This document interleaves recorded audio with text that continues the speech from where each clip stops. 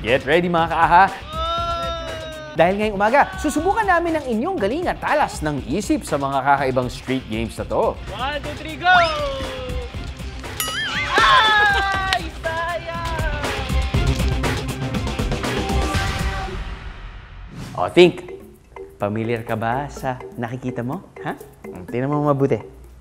Kailangan lang mai-connecta ng mga kaaha natin ng mga dots na ito sa corresponding dots. Okay? So, ang challenge, think, hindi dapat mag-overlap o magtama ang mga linya na gagamiting pang-connect.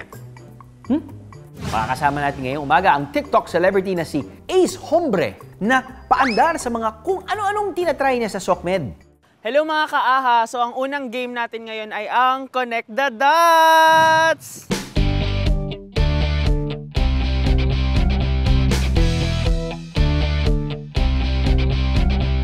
Simple lang po yung gagawin natin. Susulatan ko lang po kayo sa mukha.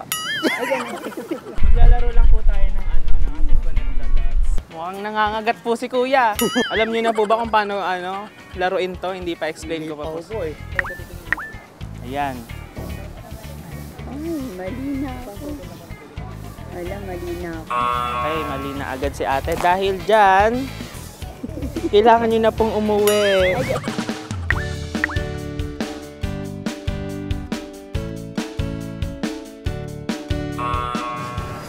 Sige po. Yun. Hindi sinarado mo yung pula. Sarado na nga po. Basta mahirap. Sino gumawa niyan?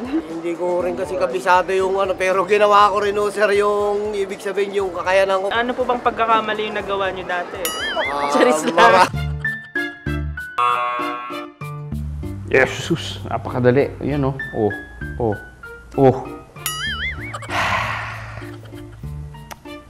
We're going to play Connect the Dots!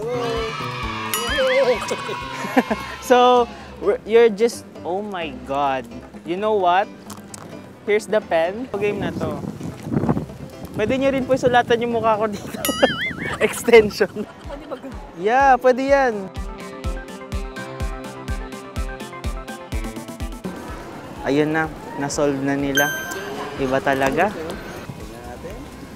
Yun! Nanalo si Kuya. Naku, Kuya, sobrang proud na proud ako sa'yo. Nagawa niya! Oh my God, you won! Okay, dahil dyan, nanalo kayo ng wallet with glutathione! Thank you! Ayun po, kaway po tayo sa ating 100 pesos! Suklay with gel! Asan na ating suklay? Ito Kuya, may unlimited gel ka na dito. Nalaro ko na siya dati pa. I design houses. Kapag nagsusolve tayo ng puzzle, napaiigting nito ang connection sa ating brain cells. Dahil dito, mas nagiging mabilis ang pag-iisip natin.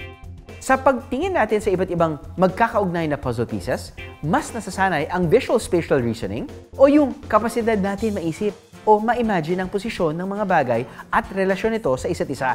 Mas nahahasa din tayo na mag-e-explore ng iba't ibang paraan sa pag-solve ng mga problema. So ang ating next challenge ay ang Catch the Box. Sobrang dali lang na itong challenge na to. Kung sa naunang challenge natin wala masyadong nakagawa, dito sure ako na may makakagawa na neto. Simple lang ang gagawin ng player. Pagkahagis ni Ace paitaas ng box, kailangan lang nila saluhin ito bago pa man bumagsak sa lupa. Ang makakagawa ng challenge, makakatanggap ng regalo.